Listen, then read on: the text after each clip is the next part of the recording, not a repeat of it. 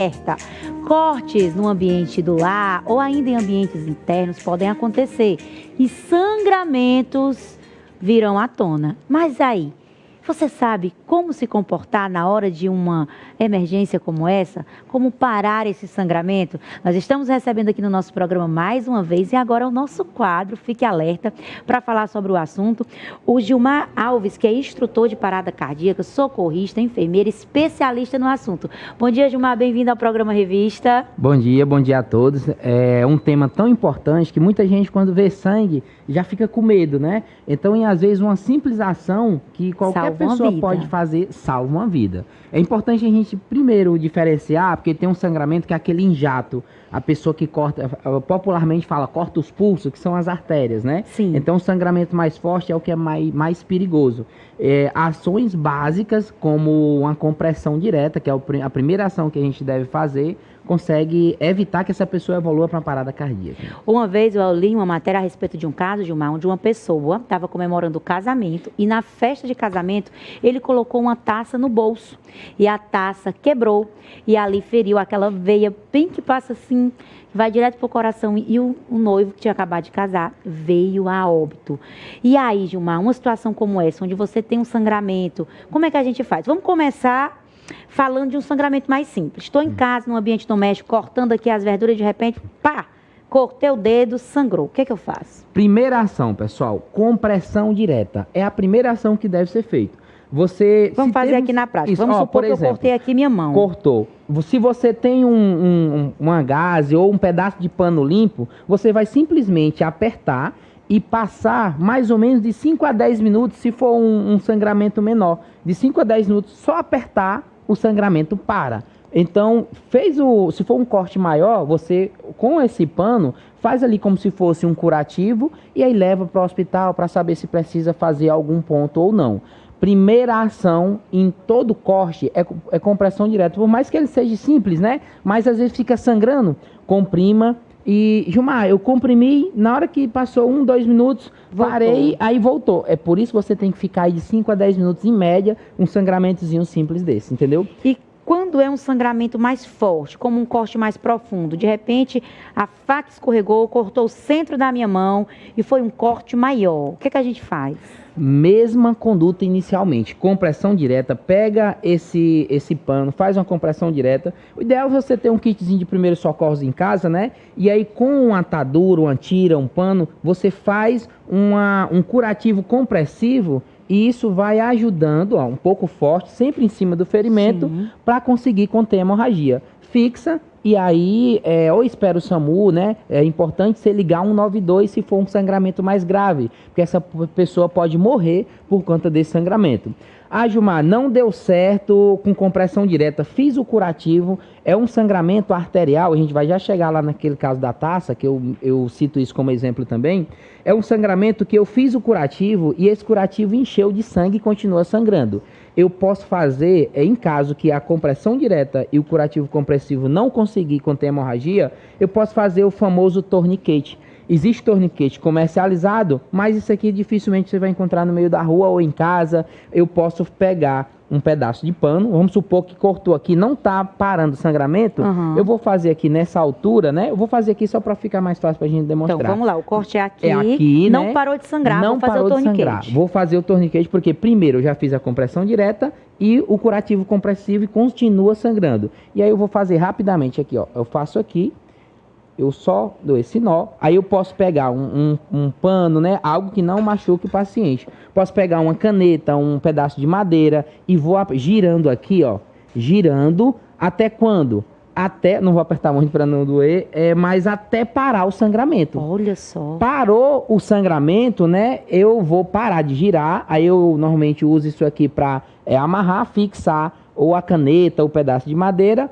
Anota o horário, porque isso aqui pode ficar com segurança de 120 a 150 minutos. Olha só. Ou seja, é o tempo que chega no hospital. E eu não folgo, porque se eu não parei o sangramento... A circulação volta. Se eu não parei o sangramento com curativo, com a compressão direta, curativo compressivo, e parei com o torniquete, já perdeu muito sangue. E eventualmente, se eu folgar, vai sangrar mais ainda, e isso pode levar à morte do paciente. Olha só. Então vamos ajudar as pessoas que estão em casa também a montar o kit. Já vi que você anda com sua bolsinha aí de primeiros socorros para todo lugar. Olha, apertou mesmo, tá vendo? Ó? Tá vermelhinho aqui. E é porque nem apertei forte para funciona, tá dói, vendo? mas é melhor doer um pouquinho do que parar, sangrar e a pessoa eventualmente morrer. Exatamente, é claro, né? Necessário.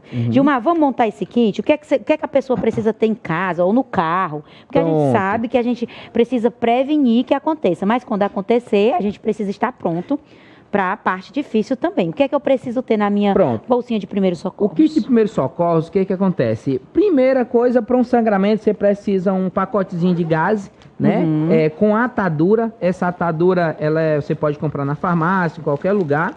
Normalmente tem um soro para você... Vou mostrar aqui. Isso, ó. Tem um soro para você lavar um ferimento, né? E esse aqui? Isso aqui é se eu precisar fazer a ventilação boca-máscara Deus, Gilmar, é muito na parada cardiorrespiratória. E aí eu não preciso colocar minha boca na boca da pessoa. Entendi. Porque eu não sou obrigado. Mas aqui eu tenho uma válvula, né? Que é uma válvula unidirecional. O ar só vai, o ar não volta e eu me protejo contra alguma secreção ou doença do paciente, entendeu? Exatamente. Aí eu tenho o Gilmar me disse que ele anda com esse kitzinho aqui, para onde ele vai? No carro. Se qualquer coisa, eu tiver uma emergência, que ele está lá pronto para agir.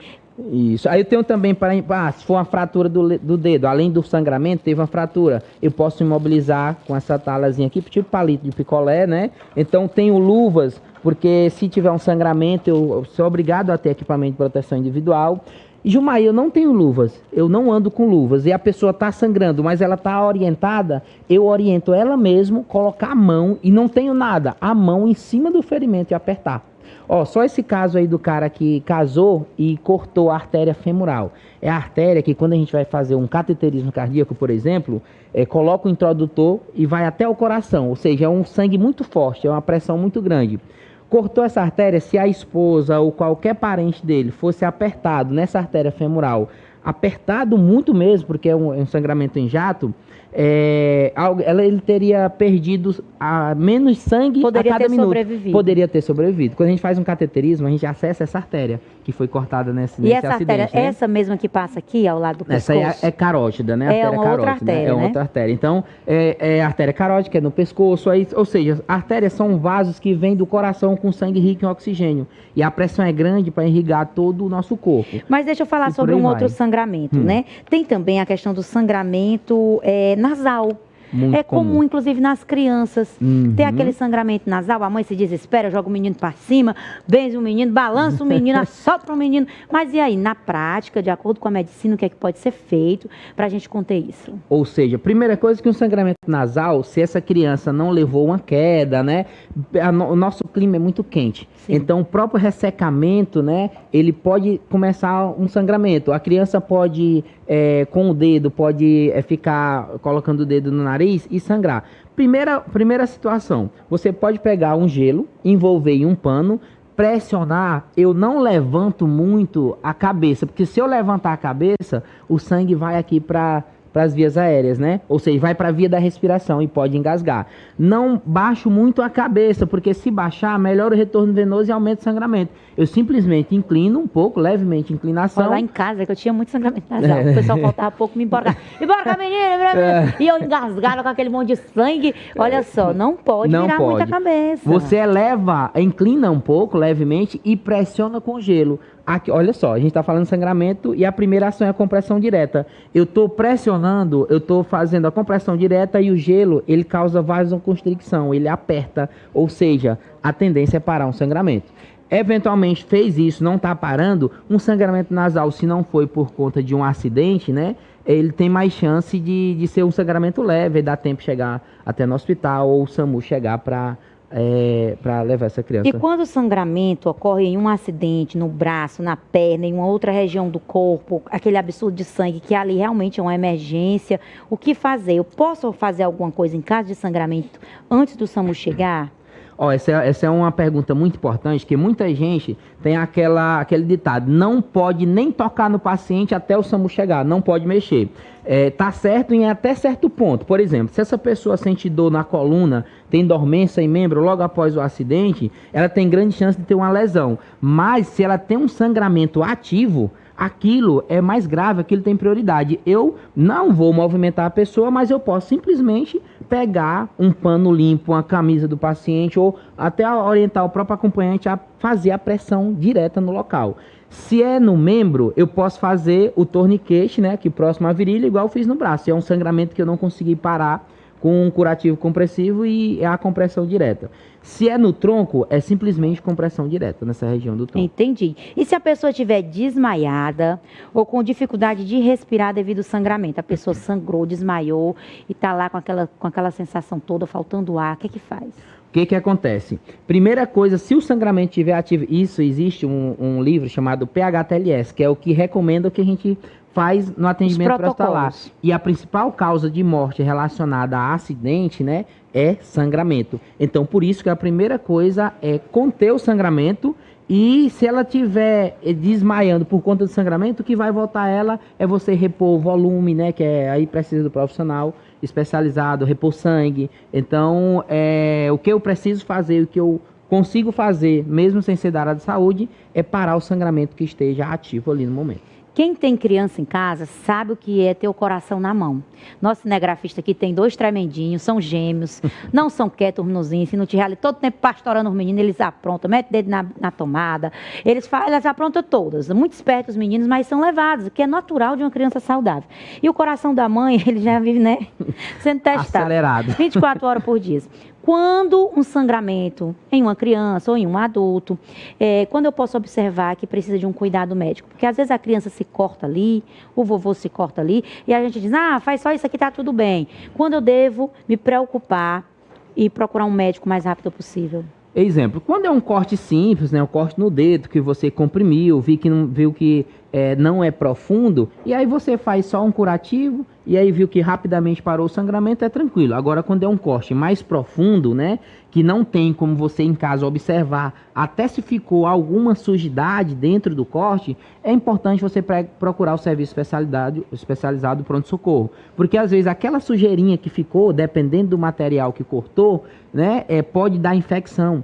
Ainda mais também aqui tem a questão do tétano, tem que saber se a pessoa está vacinada e por aí vai. Por isso que é sempre importante, em um corte mais profundo, você procurar o serviço especializado. Gilmar, para encerrar a nossa conversa, em caso de sangramento, quais são os 3 pontos principais? Primeira coisa, avaliar a segurança do local antes de você prestar qualquer socorro.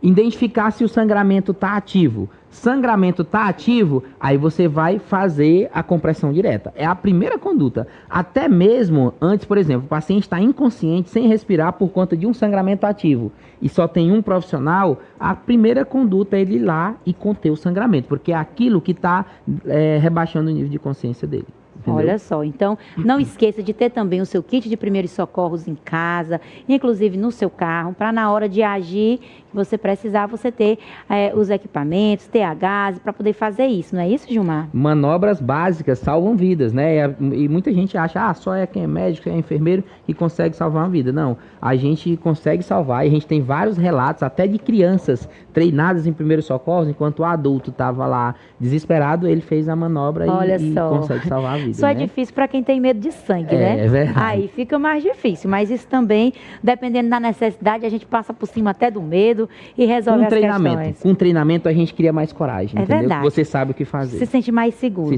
Muito obrigada, Gilmar, pela sua participação no nosso programa, no nosso quadro. E você volta, tá? Volto. Porque agora a gente tem essa missão de ajudar todo mundo a ficar alerta nos cuidados de emergência. E fiquem ligados, pessoal, que eu acho que é um dos primeiros canais de TV que coloca isso agora com frequência, porque isso é muito útil para a população. É verdade. Às vezes a pessoa, esse caso da taça, a pessoa remove a pessoa sangrando e não faz uma simples compressão direta e resulta na morte, né? Muito obrigada, Gilmar. Te aguardo para a nossa próxima conversa. Até mais. Bom, e agora para você que está aí do outro lado, eu tenho uma dica muito especial. Aliás, eu e a Suí